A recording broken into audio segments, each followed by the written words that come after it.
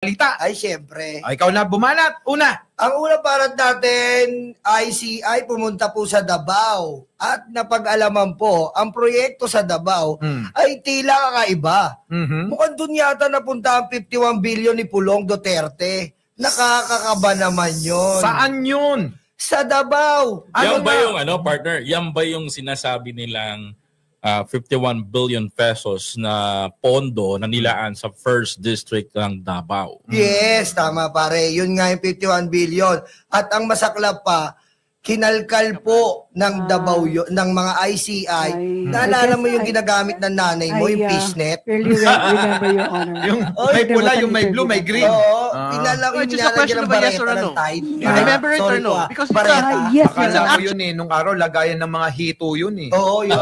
Yun ang ginamit. Akalain mo naman yun, boss man. Pero partner, let's clarify sa lahat ng mga manonood natin mula Luzon, Visayas, Mindanao, na itong ating mga sinasabi dito is meron talagang naibalita even sa media. Mainstream media. Tama ba ako, partner? Oo naman. Kasi ito'y balitang-balita ngayon sa social media tsaka sa media na eto nga ang ICC nagtungo nga. ICI, boss man. ICI, sure. Huwag tayo doon kasi nasa garap. Naiisip ko kasi yung sinabi ni Senator Trillanes. Ano sinabi? Na parating na daw yung ICC eh. Oo, may dadukotin. Pero sa susunod, barata mo yung ICI. Pero sa ICI muna tayo. Ito na nga, nagpunta po ang kawani ng ICI dyan po sa Davao City at napag-alaman nga po na imbis na rock netting ang ginawa, parang yung fish net yung nilagay. Partner, grabe, partner, pag-usapan natin, no? Speaking of fish net, grabe pala yung mga naging na nangyari doon sa Davao. No, imaginein mo, there is a 51 billion pesos na pondo, tapos fish net lang yung makaabutan ng gobyerno natin. This is a disappointment. Yeah, that's right. In English too. Yeah, that's right. It's very disappointing, Koy, because they are attacking the president right now, but the other administration, the PS administration, is really correct. Pero intro pa lang to ginagawa natin. Ito pa lang ba to? Kala ko hanggang mainit na kagad. Mainit na to. Ito kasi yan, no? Etong si Pulong, hindi na nga nakakagawa ng batas para mapakinabangan ng constituent niya bilang congressman. Abay, nakatuon pa siya dito sa pangbibira sa gobyerno, samantalang ito pala yung tinatago. Kung saan nabubuking na ngayon at natutuntun kung saan talaga napunta yung kanyang pondo sa nakinuha nung panahon ng tatay niya ng panahon ng pandemya. Tama. Ngayon, ang problema, natutuntun hindi sa proyekto. Tama. Mukhang napupunta sa mga bank accounts nila na tinukoy din ni Trillanes yan. Tama. Correct. Diba? Correct. Yun yung pinagtatalunan na the last time sa Congress na halos sa muntik ng hawakan ni former president yung para gusto niya, pipirma ako dyan, papalo ko. Yan. Isa pa, speaking sa pagpunta sa Davao City, ang nakakapagtaka si yung kaibigan ninyo dati, na si Panort. Panort. Panort.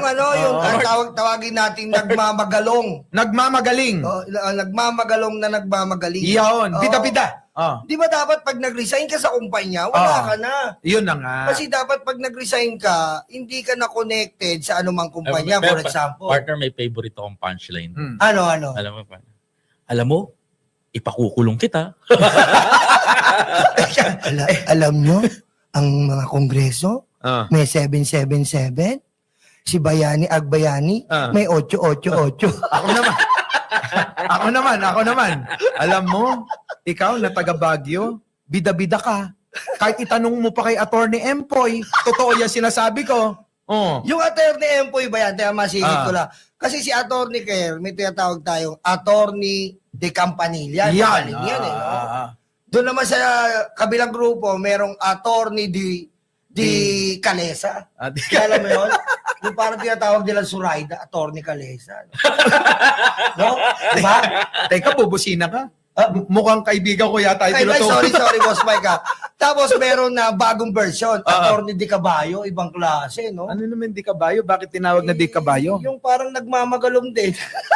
Ito ba yung habang Ito ba, Pag-usapan natin, saan ba Teka. saan ba yung nagmamagaling? Sa Senado rin, may nagmamagaling. ayun na nga. Si ito naman, ibang version ng kabayo to. Sino? Si Chaquileta. Oh, Ito. Ayan yan, Boss Mike. Ito kita teka muna. Speaking sa kabayo na di kalesa, sorry naman. Kasi sige. nasasanay na ako sa kabayo na tinatawag. Kaya nga eh. Kasi meron diyan yung mga malalapit kay bida-bida. Kapag ka nagba-vlog kung inyong makikita at mapapansin, mas marami pa yung pagtitigidig-tigidig niya. Alam niyo? Yung gets kapag ko. ka mas marami pa yung mga gano'n, no? Ang tanong, alam kaya ng mga partner natin mula Luzon, Visayas, Mindanao, kung sino yung tumitigidig na yan? Alam na siguro nila. Pero, sa susunod, talakayin natin yan. Bakit gano'n, no? Kapag ka nagsasalita, mas maraming tigidig kaysa doon sa mga sinasabi. Kaya nga eh. Pero, bro, balikan natin yung sinasabi niya, tawag ko doon kasi Panutya. Panutya. Oo nga eh. Hindi ko sinasabing Panutya. Panutya. Ito, may maganda akong tanong. Sige pare. May maganda akong tanong. Ano ba ang... kasi, nagbida-bida to. Sumausaw sa issue ng flood control, sumausaw sa issue ng ganito, and lumabas sa media, and sinabi niya na, et cetera, ganito, may 7-7 ng ganito, binabanatan niya almost the Congress, binabanatan niya ng Congress. And right now, mamukat-mukat natin, meron palang issue din pala to sa mga, may connection sa Diskaya. Oo, yun. Nung nakita natin na may connection to sa Diskaya, here is the question.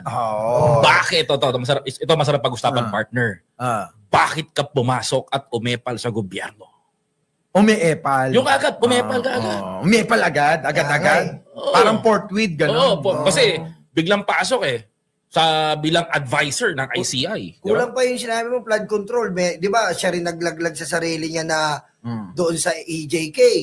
Advisor daw. Advisor daw siya ng EJK. Pero mo yun, mantakin mo yun. Hindi dapat Proud na proud ka na advisor ka ng EJK. Samantalang yung nasa ICC, nagdurusa dahil sa EJK. So, ibig sabihin siya yung advisor, yun yung pinayo niya kaya doon sa nakakulong. Baka yun ang pinayo niya. Dapat siguro siya yung sisihin nung nakakulong. Siyempre, kasi ganyan talaga ang mga galawan ng mga ng mga hindi mo malaman ng pag-uugali, basta lang isagip. At balita natin, katandem yan si Tililing sa 2028. Kaya pala lahat ng ulo niyang na tiga-norte, pa-norte yan Sinong Tililing yun? Yung nagbabanta sa presidente, di ba? Yun ang Sino yun? yung kami ang apoy na susunog. Yun, katandem. Yun yung lumalabas sa September 21. Akala ko yung gumaganon-ganon sa TikTok Yung ba yung kung may budoy, may buday? yun.